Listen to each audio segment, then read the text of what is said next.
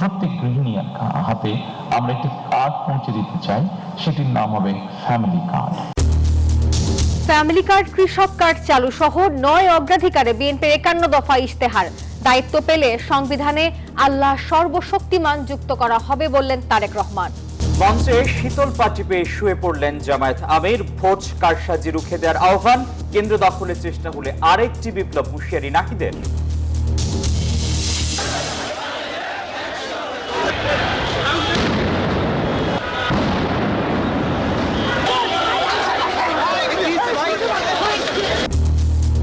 রাজধানীতে ইনকিলাব মঞ্চের সঙ্গে পুলিশের সংঘর্ষ, জাবের আম্মার সহ আহত 20। পে স্কেলের দাবিতে সরকারি কর্মচারীদের উপর সাউন্ড গ্রেনেড। ছুটির দিনে রাজধানীতে জমজমাট প্রচারণা। নির্বাচনের জন্য বডি ক্যামেরা কেনায় ফের বেনজির নাফিসার প্রতিষ্ঠান, তথ্য দিতে নারাজ পুলিশ। পাকিস্তানের ইসলামাবাদে মসজিদে আত্মঘাতী বোমা হামলা, নিহত 31, আহত 1.5 শতাধিক। শোক ও ক্ষোভ জানান প্রধানমন্ত্রী শাহবাজ শরীফ। এবং অদম্য টি-20তে ধূমকেতুর বিপক্ষে টস জিতে বোলিংয়ে দুর্বার একাদশ। মিরপুরে জয়ের ধারা অব্যাহত রাখতে চায় লিটন দাসের দল। সবাইকে স্বাগত জানাচ্ছি নিউজ 24 সংবাদে। পুরো আয়োজনে আপনাদের সঙ্গে আছি আমরা দুজন, আমি আসিফ টিপু এবং দর্শক সঙ্গে রয়েছে আমি নাফিসা হক। এতক্ষণ দেখছিলেন বিআরবি কেবলস সংবাদ শিরোনামগুলো। এবারে বিস্তারিত। সরকার গঠন করতে পারলে সংবিধানের মূল নীতিতে পরিবর্তন আনবে বিএনপি। ফিরিয়ে আনা হবে সর্বশক্তিমান আল্লাহর প্রতি পূর্ণ আস্থা ও বিশ্বাস। তারুণ্য আর জুলাই আকাঙ্ক্ষা বাস্তবায়নকে প্রাধান্য দিয়ে 51 দফা ইশতেহারে এসব কথা জানান বিএনপি চেয়ারম্যান তারেক রহমান। তিনি আরও জানিয়েছেন, জনগণের রায়ের দায়িত্ব পেলে তারা এমন একটি বাংলাদেশ গড়ে তুলবে যেখানে ভোটের মর্যাদা থাকবে। দর্শক, এ নিয়ে আমাদের একটি প্রতিবেদন আছে, আমরা সেটি দেখে নেব। নির্বাচনী প্রচারের অংশ হিসেবে শনিবার দিনাজপুর, ঠাকুরগাঁও এবং নীলফামারীতে যাচ্ছেন বিএনপি চেয়ারম্যান তারেক রহমান। যোগ দেবেন নির্বাচনী সমাবেশে। সফরসূচি অনুযায়ী প্রথমে ঠাকুরগাঁওয়ে যাবেন তারেক রহমান। শনিবার বেলা 11:30টায় ঠাকুরগাঁও জেলা হাই স্কুল মাঠে জনসভাতে বক্তব্য রাখবেন তিনি। আর এরপর বেলা 1টার দিকে নীলফামারীর জেলা পৌরসভার বড় মাঠে নির্বাচনী জনসভায় যোগ দেবেন তিনি। আর তারপর সেখান থেকে যাবেন দিনাজপুরে।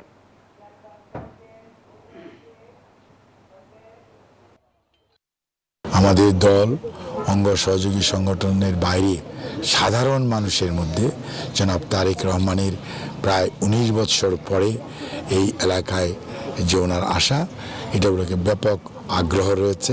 আগামী 7 তারিখে সকাল 9টায় আমাদের নেতা শহীদ প্রেসিডেন্ট জিয়া রহমান এবং বেগম খালেদা জিয়ার বড় ছেলে, বিএনপির চেয়ারম্যান, ভবিষ্যতের প্রধানমন্ত্রী, তিনি আমাদের ঠাকুরগাঁও আসবেন। ভোট কারসাজি রুখে দেওয়ার আহ্বান জানিয়েছেন জামায়াতের আমির ডক্টর শফিকুর রহমান। বলেন, জুলাই নিয়ে মামলাবাজদের ছাড় দিয়ে কথা বলবে না তার দল। আর এমন মন্তব্য তিনি করেছেন বরিশাল, ঝালকাঠি, পটুয়াখালী এবং পিরোজপুরের নির্বাচনী জনসভায়। যারা দলকে সামাল দিতে পারে না তারা দেশ সামলাতে পারবে না বলেও মন্তব্য করেছেন তিনি। এই বিষয়ে আরও জানাচ্ছেন সহকর্মী তাওহিদুল ইসলাম। শুক্রবার বরিশাল বিভাগে মেহেন্দিগঞ্জ, বাউফল, ঝালকাঠি, পিরোজপুর সহ মোট 6টি জনসভা করেন জামায়াত আমির ডাক্তার শফিকুর রহমান। সকাল 11টায় বরিশালে মেহেন্দিগঞ্জ দিয়ে জনসভা শুরু করেন তিনি। বলেন, যারা দলকে সামাল দিতে পারে না তারা দেশ সামলাতে পারবে না, বাংলাদেশকে আর বিভক্ত করতে দেবে না জামায়াত ইসলামী। দুর্নীতিমুক্ত বাংলাদেশ, বৈষম্য মুক্ত বাংলাদেশ। বেলা 12টায় পটুয়াখালীর বাউফলের জনসভায় যোগ দেন তিনি। সেখানে বলেন, মামলাবাজদের ছাড় দিয়ে কথা বলবে না জামায়াত। মামলা বাণিজ্য, এটাকে আমরা ঘৃণা করি, প্রশ্নই ওঠে না, কাউকে এই সুযোগ দেওয়া হবে না। বরঞ্চ অন্যায় মামলা করে কাউকে হ্যারাস করলে তাকেই শাস্তির আওতায় আনা হবে। জুমার নামাজের পর ঝালকাঠি নির্বাচনী জনসভা মঞ্চে এক স্থানীয় সমর্থকের কাছ থেকে শীতল পাটি উপহার পেয়ে মঞ্চেই শুয়ে পড়েন জামায়াত আমির। সেখানে জনসভা ছাড়াও পিরোজপুর জনসভায় যোগ দেন জামায়াত আমির। বলেন, নতুন বাংলাদেশে কোনো বৈষম্য রাখা হবে না। বিএনপিকে উদ্দেশ্য করে বলেন, একটি দলের লোকেরা মা বোনদের অপমান করে। জীবন দিতে রাজি আছে কিন্তু মায়ের ইজ্জত কাউকে বন্ধক দিতে রাজি না। এরপর নড়াইলের জনসভায় যোগ দিয়ে বলেন, বাংলাদেশের মানুষ পুরানো রাজনীতি চায় না। তাওহিদুল ইসলাম, নিউজ 24, নড়াইল। ভোট কেন্দ্র দখলের চেষ্টা হলে 5 আগস্টের মতো আরও একটি বিপ্লব হবে, এমন হুঁশিয়ারি দিয়েছেন এনসিপির আহ্বায়ক নাহিদ ইসলাম। সকালে সাভারের শাপলাকলির প্রার্থী দিলশানা পারুলের নির্বাচনী সমাবেশে বক্তব্য রাখেন তিনি। কেউ যদি ভোট চুরি করার চেষ্টা করে, ভোট কেন্দ্র দখলের চেষ্টা করে, তার পরিণতি ফ্যাসিস্টদের মতোই হবে। আগামী 12ই ফেব্রুয়ারি এরকম কোনো চেষ্টা করা হলে আরেকটি 5ই আগস্টের বিপ্লব ঘটে যাবে ইনশাআল্লাহ। অভিজ্ঞতার কথা বলে নিজেদেরকে আর অপমানিত করবেন না। বাংলাদেশের মানুষ এখন নতুনদেরকে সুযোগ দিতে চায়।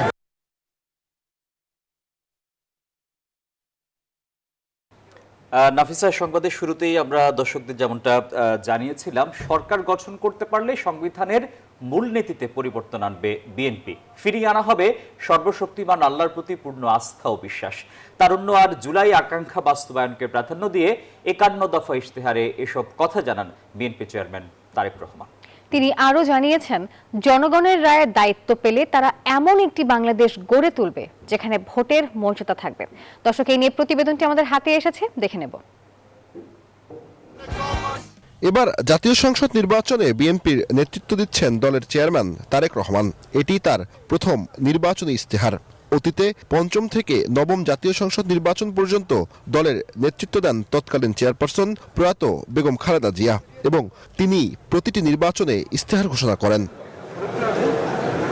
শুক্রবার বিকেলে রাজধানীর হোটেল সোনারগাঁয়ে এই ইশতেহার ঘোষণা করেন তারেক রহমান। ইশতেহারকে 5টি ভাগে বিভক্ত করেছে বিএনপি।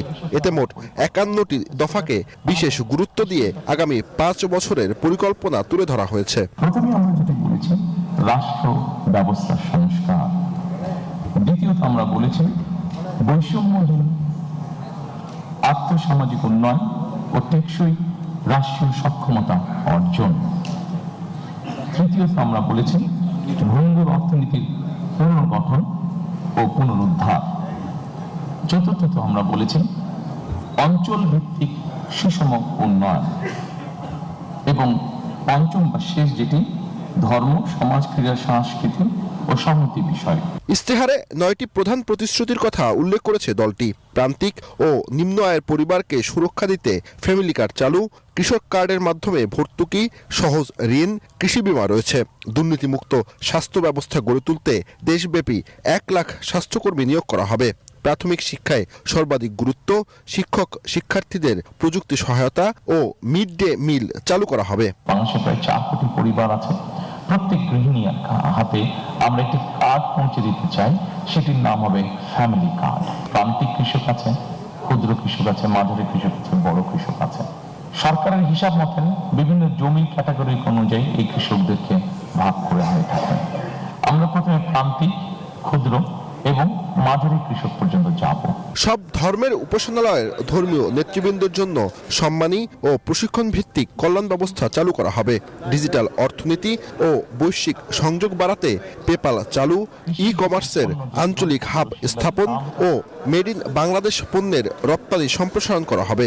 জনগণের স্বেচ্ছাশ্রম ও সক্রিয় অংশগ্রহণের মাধ্যমে 10,000 কিলোমিটার নদী, খাল খনন ও পুনঃখনন, 5 বছরে 15 কোটি বৃক্ষরোপণ ও আধুনিক বর্জ্য ব্যবস্থাপনা চালু করা হবে। বহু মানুষ তখন ঢাকা শহরে আর থাকবেন না, যেই ফ্যাসিলিটি ঢাকা শহরে আছে সেগুলো আমরা ওখানে দিতে পারবো এবং তার যেহেতু যাওয়া আসার জন্য ইজি হবে, তখন সেই মানুষগুলো তারা ওখানেই থাকবেন। শুধু যার কর্মস্থল ঢাকায় সেই শুধু আসবেন, এসে কাজ শেষ করে আবার চলে যাবেন। বিএনপি চেয়ারপারসন বলেন, ক্ষমতা নয় জনগণের অধিকারই বিএনপির রাজনীতির কেন্দ্রবিন্দু।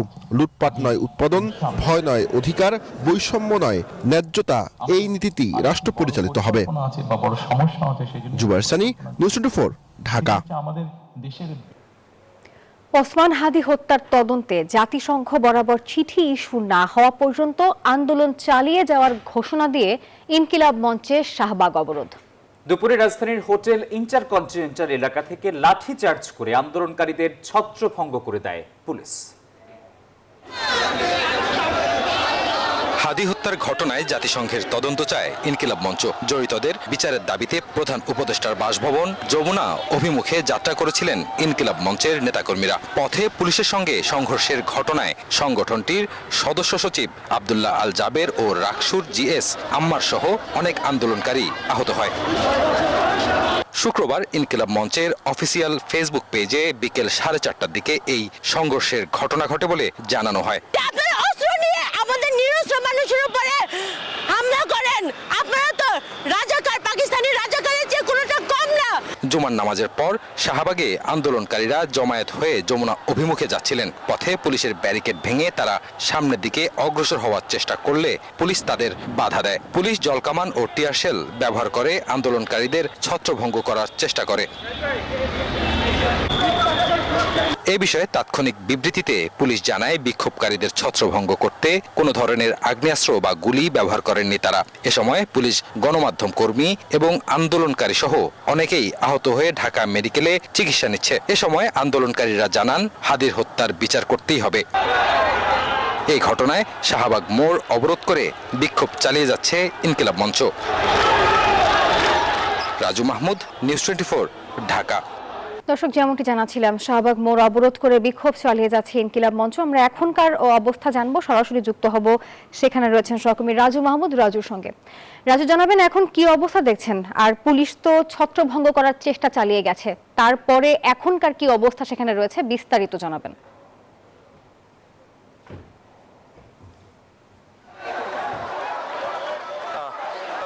আসলে আপনি জানেন যে গতকাল সন্ধ্যা থেকেই যমুনার সামনে নিহত শহীদ ওসমান হাদির স্ত্রী, তার সংগঠন ইনকিলাব মঞ্চের সদস্য সচিব জাবের সহ তারা যমুনার সামনে অবস্থান করেছিলেন। তারা আসলে জাতিসংঘের কাছে তাদের এই হত্যা তদন্ত এবং এই টোটাল যেই বিচার ব্যবস্থা, সেই বিচারিক ব্যবস্থাটি আসলে চাচ্ছিলেন তারা জাতিসংঘের অধীনে করা হোক।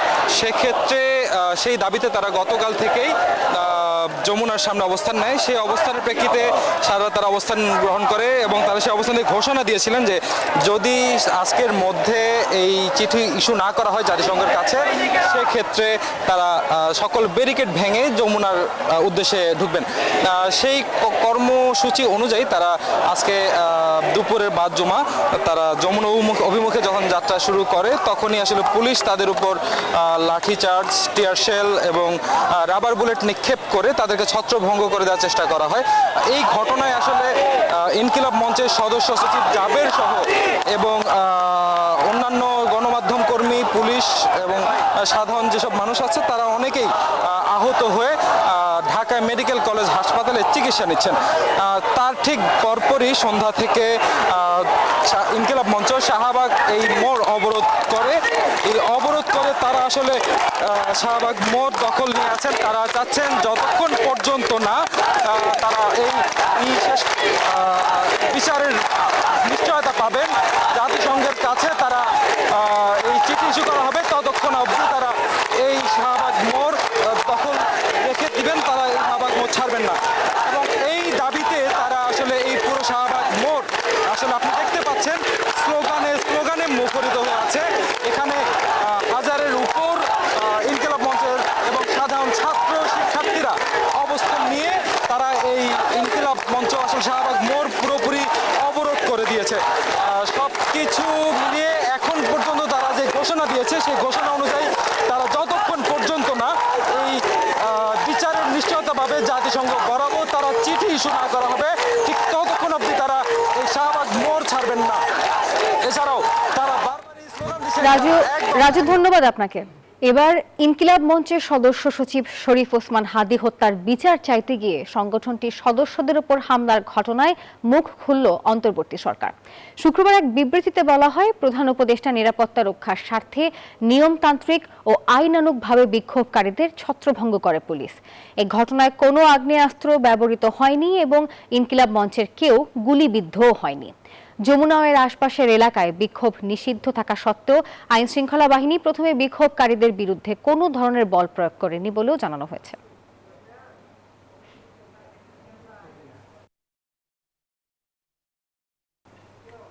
প্রধান উপদেষ্টার বাসভবন যমুনার সামনে নবম পে স্কেলের গেজেট প্রকাশ ও বাস্তবায়নের দাবিতে অবস্থান নেওয়া সরকারি কর্মচারীদের সঙ্গে পুলিশের দফায় দফায় সংঘর্ষ হয়েছে।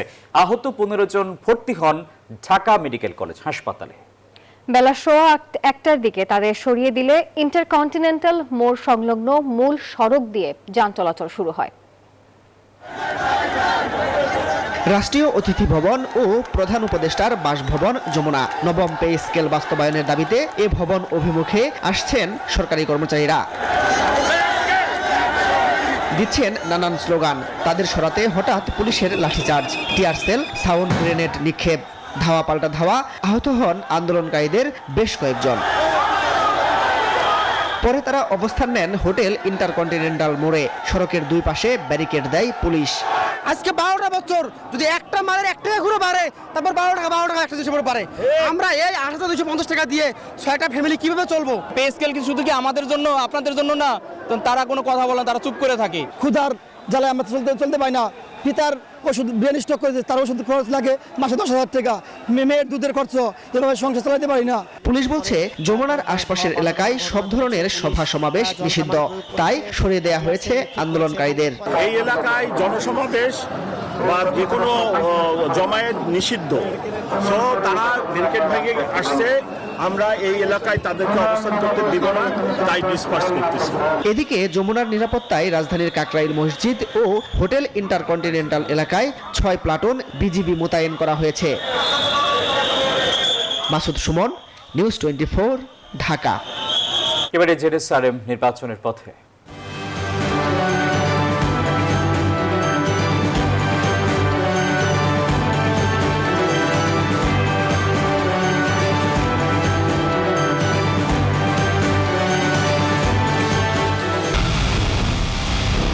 পুরো দেশের মুখে হাসি ফোটাতে নিজেকে হতে হয় স্ট্রং, আর মনোবল হতে হয় স্পার্জিটো। জেরুসালেম 25 বছরের পথ চলায় নিরাপদে রাখার প্রত্যয়ে। ঢাকার আসনগুলোতে প্রার্থীদের পাল্টাপাল্টি অভিযোগে জর্জরিত শুক্রবারের নির্বাচনী প্রচার প্রচারণা। ভোট যতই ঘনিয়ে আসছে ততই যেন বাড়ছে প্রার্থীদের অভিযোগ। আর এর বাইরে রাজনীতির নতুন বন্দোবস্তের কথা বলছেন অনেকেই। এছাড়া রয়েছে বিভিন্ন গুরুত্বপূর্ণ ইস্যুতে জিরো টলারেন্স নীতি গ্রহণের প্রতিশ্রুতিও। এ নিয়ে বাকিটা জানাচ্ছেন রিশাদ হাসান। দুয়ারে ত্রয়োদশ জাতীয় সংসদ নির্বাচন, এরই মধ্যে প্রচার প্রচারণায় মুখরিত ঢাকার বিভিন্ন আসন। শুক্রবার সকালে রাজধানীর উত্তর বাসাবো এলাকায় মতবিনিময় সভা ও গণসংযোগ করেন ঢাকার 9 আসনের বিএনপি প্রার্থী হাবিবুর রশিদ হাবিব। জানান এই এলাকার কোনো প্রার্থীর সাথে কোনো বিভেদ না থাকার কথা। তারা তাদের প্রচার প্রচারণা চালাবে, তারা মানুষের কাছে ভোট চাবে, এই সংকীর্ণ মানসিকতার মধ্যে আমি কখনোই যে তাদের প্রচার প্রচারণা বাধা দিব অথবা তাদের প্রচারণার জন্য তাদের কিছু ছিঁড়ে আমার সেখানে, এই মানসিকতা আমি আসলে কখনো বড় হইনি। এই কাজ আমি আমার ব্যক্তিগত জীবনেও করি না, রাজনৈতিক জীবনেও আমার এই অভ্যাস কখনোই ছিল না। একই আসনে ইসলামী আন্দোলন বাংলাদেশের প্রার্থী শাহ ইফতেখার তারিক খিলগাঁও মেরাদিয়া এলাকায় প্রচারণা মিছিল করেন। অভিযোগ করেন নির্বাচন ঘিরে কালো টাকার ছড়াছড়ি নিয়ে। এর আগের নির্বাচনগুলোতে পোস্টারের একটা লিমিট ছিল, কিন্তু এই বছর ব্যানারকে আনলিমিটেড করা দেওয়া হয়েছে। বিভিন্ন জায়গায় যে বিলবোর্ড লাগানো হচ্ছে এটা অনিয়ন্ত্রিতভাবে লাগানো হচ্ছে, এবং ব্যানার, ফেস্টুন এবং অন্যান্য বিলবোর্ড, এটাকে মনে হচ্ছে যে আমাদের যে জনসমর্থন আছে এটাকে ঢেকে দেওয়ার জন্য অর্থ দিয়ে এটা ঢেকে দেওয়া হচ্ছে। এদিকে এই আসনের স্বতন্ত্র প্রার্থী ডক্টর তাসনিম জারা রাজধানীর মুগদা এলাকায় গণসংযোগ শেষে তিনি জানান সংসদে গেলে জনগণের জন্য নিয়ে আসবেন নো সার্ভিস নো বিল সুবিধা।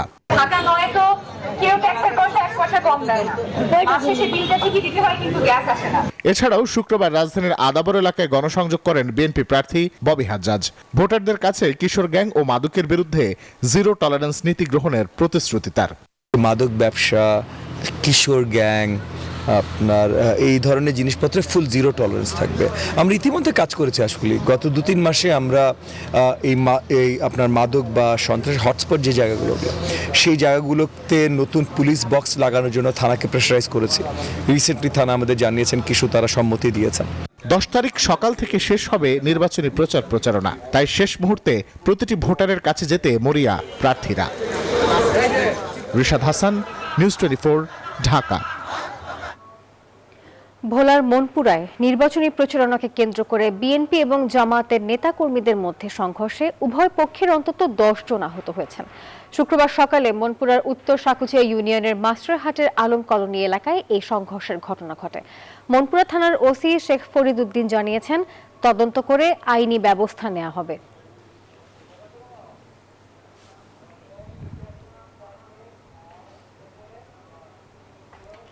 নির্বাচনের জন্য কেনা বডি ক্যামেরায় আবারও বেনজির নাফিসার প্রতিষ্ঠান স্মার্ট টেকনোলজিস, যারা আওয়ামী আমলেও পেয়েছে পুলিশের সব টেন্ডার, বাদ ইউএনডিপি। নিউজ 24-এর এক অনুসন্ধান বলছে দুর্নীতি হয়েছে এবারের আমদানিতেও। এরই মধ্যে মাঠ পর্যায়ে ক্যামেরা পৌঁছে গেলেও এ বিষয়ে তথ্য দিতে নারাজ পুলিশের টেলিকম বিভাগ। বিশ্লেষকরা বলছেন সীমাহীন দুর্নীতি এবং নির্বাচনকে প্রশ্নবিদ্ধ করতেই চক্রান্ত করছে প্রশাসনে লুকিয়ে থাকা আওয়ামী লীগের দোসররা। মাসুদ সুমনের অনুসন্ধানে বিস্তারিত, ক্যামেরায় ছিলেন নূরে আলম। গেল বছরের 9 আগস্ট সরকারের উচ্চ পর্যায়ের বৈঠকে জাতীয় সংসদ নির্বাচন সুষ্ঠু করতে 269 কোটি টাকায় 40,000 বডি ওর্ন ক্যামেরা কেনার সিদ্ধান্ত নেওয়া হয়। খোঁজ পেয়ে আবারও কাজ পেতে উঠে পড়ে লাগে হাসিনা আমলের পুলিশের সব টেন্ডার পাওয়া প্রতিষ্ঠান স্মার্ট টেকনোলজি, যার মালিক সাবেক আইজিপি বেনজির ও সাবেক অর্থমন্ত্রীর মেয়ে নাফিসা কামাল। এর আগেও বেনজির নাফিসার প্রতিষ্ঠানের ক্যামেরা দুর্নীতি নিয়ে অনুসন্ধানী সংবাদ প্রচার করে নিউজ 24। নড়ে চড়ে বসে সরকার, ওই দিনই প্রজ্ঞাপন জারি হয়। ক্রয়ে স্বচ্ছতা আনতে সমস্ত কেনাকাটা হবে ইউএনডিপির মাধ্যমে। আর হয় কি টেন্ডার করে আনলে কোয়ালিটির ব্যাপার থাকে, তারপর আবার প্রাইসের ইস্যু আছে। ইউএনডিপি রেসপন্সিবল, ইউএনডিপি ওরা এনশিওর করবে গুড কোয়ালিটি ক্যামেরা এবং প্রাইস রেখে, তখন তো আর কন্ট্রোভার্সি থাকবে না। তবে কাজের গরু শুধু কাগজে কলমেই সীমাবদ্ধ, বাস্তবে তার কোনো অস্তিত্ব নেই। ইউএনডিপি আউট, এরই মধ্যে সোর্স মানির টাকায় অতি গোপনে সাবেক আইজিপি বেনজির ও অর্থমন্ত্রীর কন্যার প্রতিষ্ঠান স্মার্ট টেকনোলজি থেকে চায়না ক্যামেরা ক্রয় করেছে পুলিশ বিভাগ। এছাড়াও আছে আরও 4 প্রতিষ্ঠান, দাহুয়া, টিডিটেক, কেডাকম ও অকজন। তবে ক্যামেরা ক্রয়ের তথ্য থাকলেও তা অস্বীকার করে দাহুয়া। বাকিদের খোঁজ মেলেনি। আমরা তো direct we are not suppose to directly sell anything. আমাদের বাংলাদেশে এটা আমরা সেল করার ইতিহাস নাই। So there was some people who were participating, some companies were participating, and we were the manufacturers, to be honest. আমরা বানায় বিক্রি করি কারো কাছে।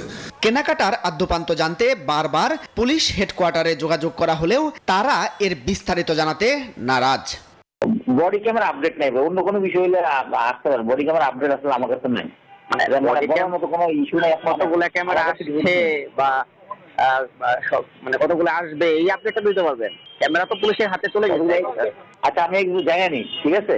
যদি জানি না আমি জানতে পারি তাইলে আসেন, অযথা মানে যেটা জানি এটা তো বলতে পারবো না ভাই। বিশ্লেষকরা মনে করছেন লাগামহীন দুর্নীতি করতেই গোপনীয়ভাবে আনা হয়েছে পণ্য। এছাড়াও প্রশাসনে ঘাপটি মেরে বসে থাকা ফ্যাসিস্টদের দোসররা নির্বাচন বানচাল করতেও এমনটি করতে পারে বলেও মত তার। এই জিনিসটা অনেকেই বুঝতে পারতেছে, যদি এই বডি ক্যামটা যদি থাকে তাহলে সে প্রপারলি তার যে একটা নেগেটিভ একটা ইন্টেনশন আছে সেটা সেখানে অ্যাপ্লাই করতে পারবে না। সো এই জায়গা থেকে এখানে দেখবেন অনেকেই অনেক নিম্নমানের ক্যামেরা কিনে নিয়ে আসবে। কারণ কি? যাতে ওই ক্যামেরাটা প্রপারলি ফাংশন না করতে পারে। কারণ প্রপারলি ফাংশন করলেই তো যদি কোনো মিসম্যানেজমেন্ট থাকে, ক্রাইম থাকে, ডিসঅর্ডার থাকে, সেগুলো ভেসে আসবে। এমন লুকোচুরি করে কেনা পণ্যের মান নিয়েও প্রশ্ন তুলেন এই বিশ্লেষক। ক্যামেরাগুলো যাতে প্রপারলি ফাংশন না করতে পারে। মাসুদ সুমন, নিউজ 24, ঢাকা।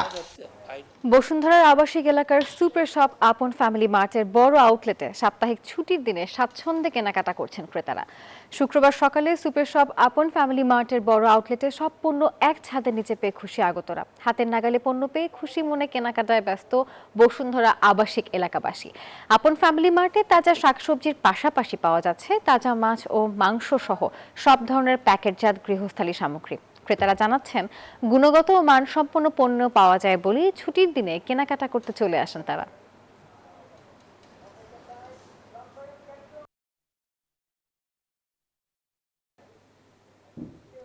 এদিকে বসুন্ধরা আবাসিক এলাকায় সুপার শপ মিনা বাজারে ন্যায্য মূল্যে নিত্য প্রয়োজনীয় পণ্য কিনতে ভিড় করছেন ক্রেতারা।